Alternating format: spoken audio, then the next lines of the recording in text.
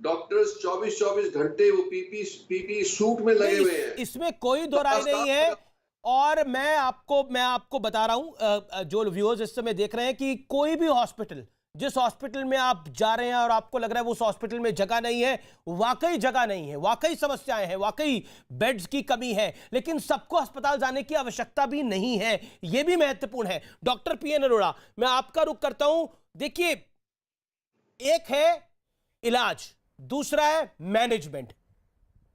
बहुत कहा जा रहा है कि ऑक्सीजन की भी कमी है, और रिपोर्ट्स भी हम लगातार देख रहे हैं, ऑक्सीजन की कमी है, वेंटिलेटर्स की कमी है, लेकिन क्या सबको अस्पताल जाने की आवश्यकता है? क्या जैसे ही कोविड हो अस्पताल की तरफ भागना चाहिए? लोगों को यह समझना पड़ेगा कि हर किसी को हॉस्पिटलाइजेशन की आवश्यकता नहीं है। डॉक्टर अरोड़ा। देखिए अमीश जी, ना तो हर पेशेंट को हॉस्पिटल जाने की आवश्यकता है।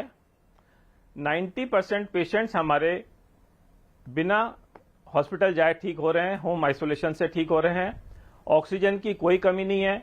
एविल लीडरशिप के अंदर आप जितना हेल्थ वर्कर्स को, फ्रंट लाइनर्स को वैक्सीनेशन हो गया था, उससे इतनी एडवांटेज हुई है कि जिस तरीके से मासेस में हेल्थ वर्कर्स लास्ट टाइम बीमार पड़े थे, इस बार ही उसका मात्र 5% हेल्थ वर्कर जो है बीमार पड़े हैं जी। और उनकी भी जो सीवियरिटी है बहुत कम है।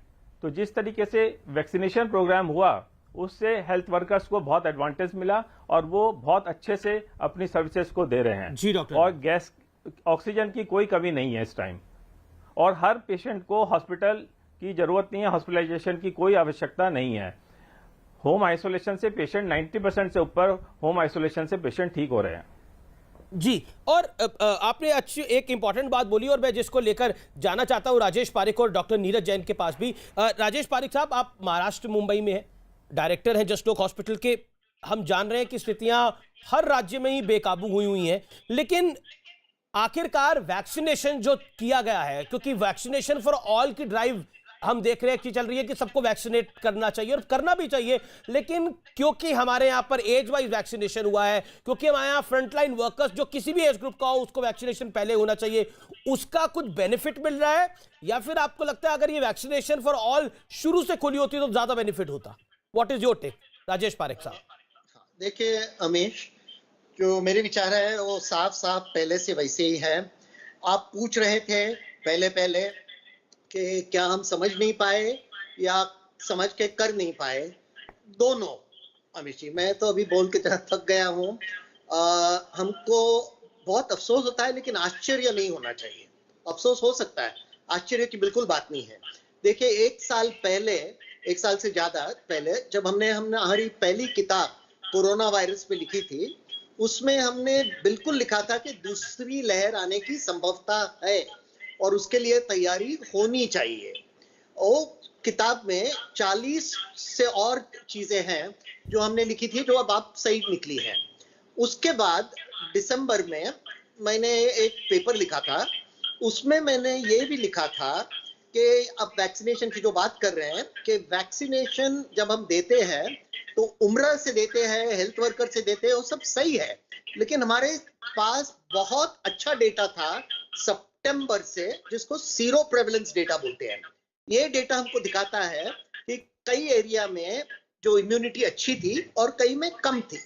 तो हमने लिखा था कि हमको ये भी देखना चाहिए कि जिन एरियाओं में इम्यूनिटी कम है, उधर वैक्सीनेशन सबको देना चाहिए 18 से ऊपर। अभी जनवरी में मैंने वैक्सीनेशन की किताब लिखी, उसमें भी दूसरी लहर की बात की। उसने भी लिखा वैक्सीनेशन जल्द से जल्द शुरू करना चाहिए। अभी जो हो गया, लेकिन अभी क्या करना चाहिए अमीश? अभी हमको जल्द से जल्द वैक्सीनेशन सबको देना चाहिए। एक तो बहुत अच्छी बात है कि अभी हम बाहर से भी वैक्सीनेशन ले रहे हैं, जाकि हमारी शॉर्टेज नहीं पड़े। और जितनी हम लोग दुनिया से मदद ले सकते हैं, हमने पूरी दुनिया की बहुत मदद की है अब तक, और उनकी मदद लेने में कोई दिक्कत नहीं है। तो सबकी मदद लेके वैक्सीनेशन को बढ़ाना चाहिए, क्योंकि मेरे को एक बड़ी फिक्र है। देखिए क्या हुआ था, इजराइल ने अभी तो 100% लोगों को सबका वैक्सीनेशन कर दिया है, लेकिन जब दूसरी लहर आई थी वहां 1.5 महीने पहले, उसके वजह से वैक्सीनेशन को रोकना पड़ा। अभी दूसरी लहर आ गई है और ऐसा नहीं हो कि हमको वैक्सीनेशन थोड़ा रोकना पड़े, क्योंकि जिधर वैक्सीनेशन हो रहा है एक- वहां जी। सुपर स्प्रेडर इवेंट हो